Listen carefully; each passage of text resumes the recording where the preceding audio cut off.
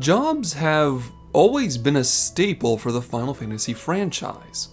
All the way back in Final Fantasy I, you already had some of the hallmark jobs. But it wasn't until Final Fantasy III that the job system would truly be embraced, adding in many of the jobs we know and love today. Since then, they've explored what the job system and unique job abilities can do throughout future installments, with many of the games becoming classics for different reasons. Which brings us to the present day. If you've heard of the critically acclaimed Final Fantasy XIV, which is complete with a free trial spanning the base game and its first expansion for free, then you know that this MMO has inherited the job system that so many before it has used. As such, we're going to be using our knowledge of previous Final Fantasy games, as well as the history of Final Fantasy XIV itself, to gauge which direction this beloved MMO may or may not take in the future with regards to its choices of jobs and mechanics. Good day, my friends. I am the Synodic Scribe, a humble traveler of this boundless star. Join me today as we try and pull a card of the Astrologian's deck and attempt to read the future of Final Fantasy XIV. Currently, Final Fantasy XIV has 20 playable jobs, but one of them is considered a limited job and as such cannot be taken through most content. So technically we're left with only 19 playable jobs. Sorry, Blue Mage. I say only 19 jobs, but honestly that's not a small number. If someone places 19 unique designs in front of you, odds are you're going to like at least one of them. However, that 19 is cut up into 5 different slices. One group of tanks, one group of healers, and 3 groups of DPS. The tanks and healers have 4 unique jobs each. Meanwhile, there's 5 melee DPS, 3 physical range DPS, and 3 magical range DPS. Tanks must fight within melee range to be efficient, and healers are free to fight at a distance. Anyone who's played Final Fantasy XIV knows this breakdown pretty well already, but a lot of people seem to forget how the steady release of jobs over every expansion has been trying to keep things balanced. When A Realm Reborn first released, there were only 2 tanks, 2 healers, 2 melee DPS, 2 magical range DPS, and 1 physical range DPS, for a total of 9 jobs. And this, my friends, is where the balancing act officially begins. The early release of A Realm Reborn had 4 jobs that needed to fight in melee range, and 5 jobs that could play at a distance. And yet, there was a 10th job released before Heavensward. This job was another melee DPS, making 5 jobs that fought up close and 5 jobs that played at a distance. You see what they did there? I hope so, because we're moving on to Final Fantasy XIV's first real expansion, which was released to great applause. Heavensward was here, and with it came 3 shiny new jobs: a tank, a healer, and a physical ranged DPS. This brought us to 13 jobs, with 6 fighting up close and 7 downrange. Then Stormblood released with a melee DPS and magical range DPS. 15 jobs, 7 and 8. Shadowbringers released a tank and ranged physical DPS. 17 jobs, 8 and 9. And then we finally arrive at Endwalker with the release of a new healer and melee DPS. 19 jobs, 9 of which fight exclusively at melee, and 10 of which play at a distance. Not once was the difference between melee and ranged jobs greater than 1. If ever you wonder why a certain type of job wasn't released, you can likely blame this metric, as they probably didn't want to upset the balance they've been keeping stable since A Realm Reborn. So where does that leave us? Well, if they continue with this trend, then we'll likely see another job that's forced to fight within melee range alongside a ranged combatant. Or maybe they just release 1 new job, because honestly, we're starting to reach critical mass. To understand why, we need to look earlier in the franchise's history, back to certain interviews with members of Final Fantasy XIV's team, and even before the game existed. While Final Fantasy XIV is considered to be an extremely successful MMO, it's not the first of its kind. This game has a much older cousin called Final Fantasy XI. Final Fantasy XI is one of those games you've either heard about or not at all, which is strange when you consider that this MMO is technically older than World of Warcraft. FF11 was first released on May 16, 2002, but countries like America wouldn't see an English release until 2003.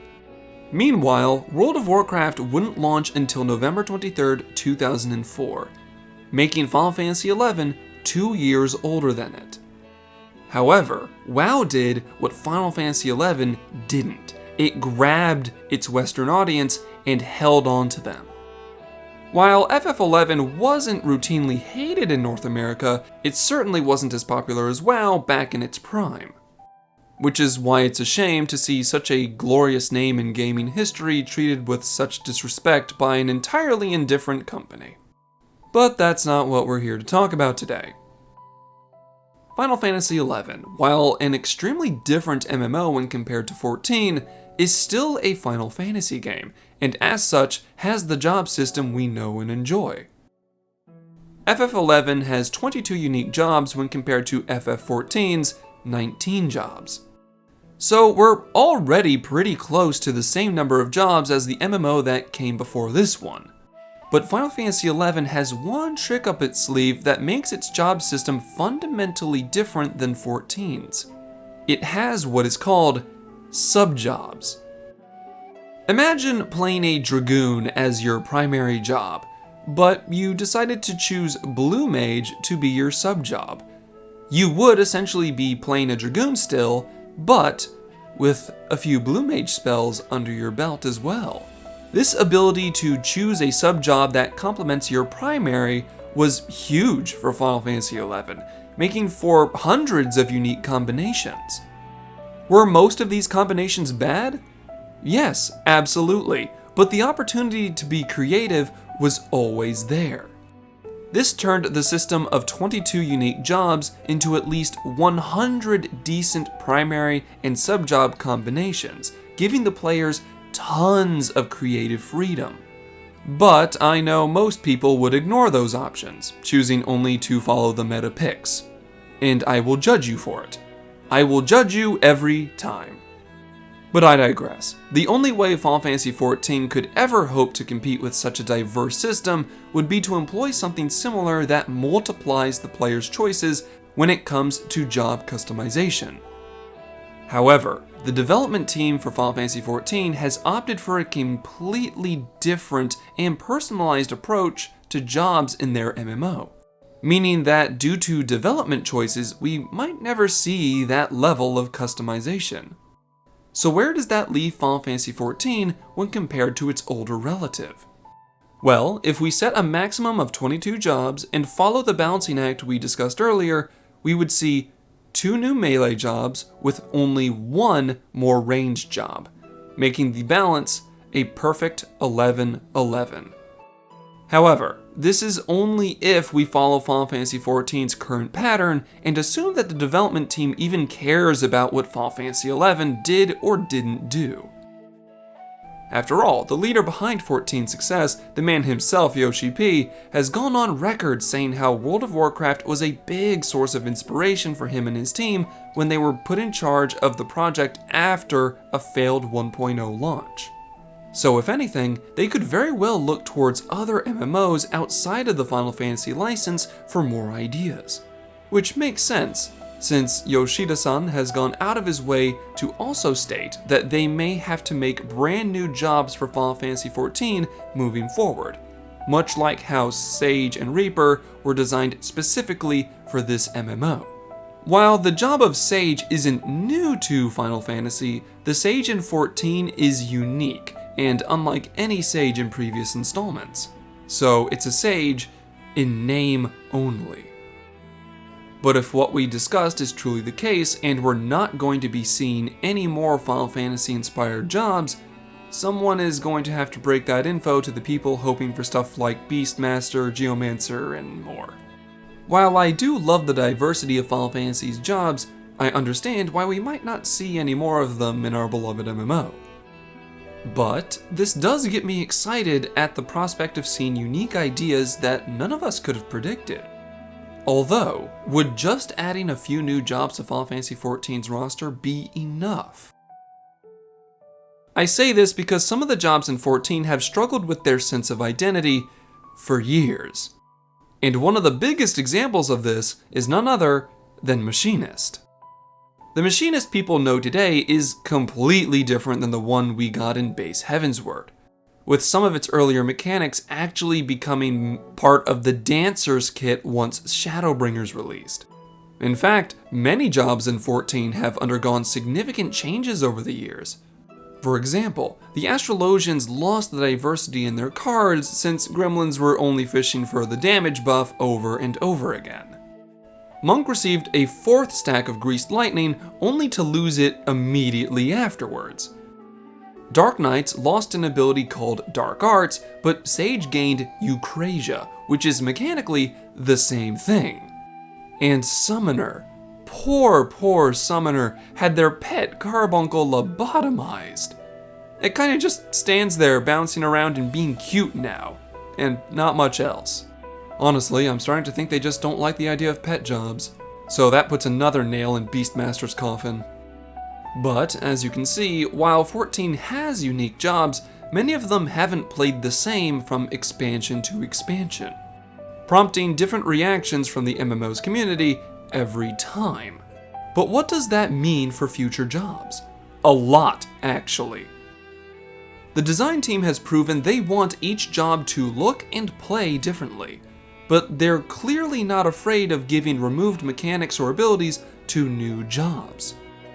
So, observing how the current jobs are changed or treated may very well inform their desire to make room for a new job's abilities.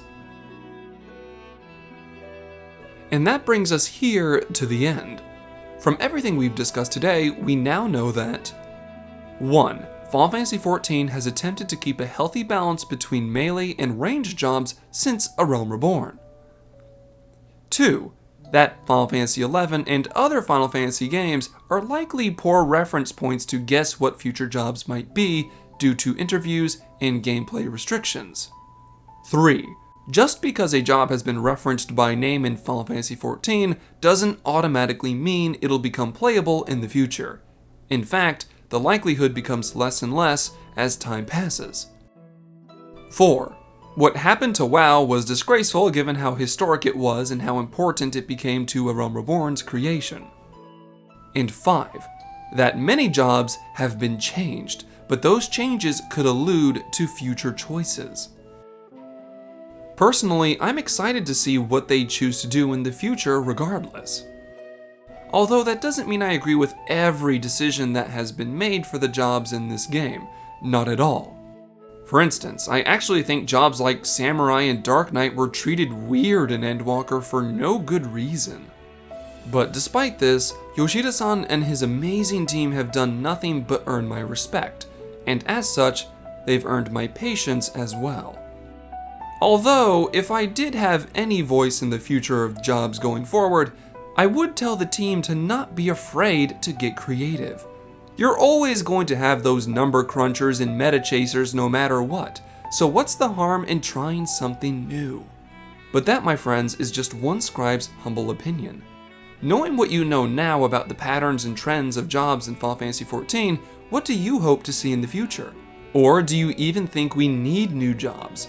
Perhaps expanding on what's currently available in new and creative ways would yield more interesting results than simply adding 1 or 2 new jobs. Let me know what you think in the comments below. I, for one, will resume my research into new and interesting lore for you all to enjoy very soon. So, till next we meet, stay safe, my friends. If you like this video, don't forget to like and subscribe. Big shout out to my patrons, Rovakis, Monsolo97, Potato, Runeteer, The Yellow Couch, Papaya, Cyan, Sage Mouse, and Volvalis Oma. If you want to see more lore content in the future, share this with your friends. My dream is to share as much as I find with as many people as possible. And if you do end up helping me, thank you so much in advance. And have a wonderful day.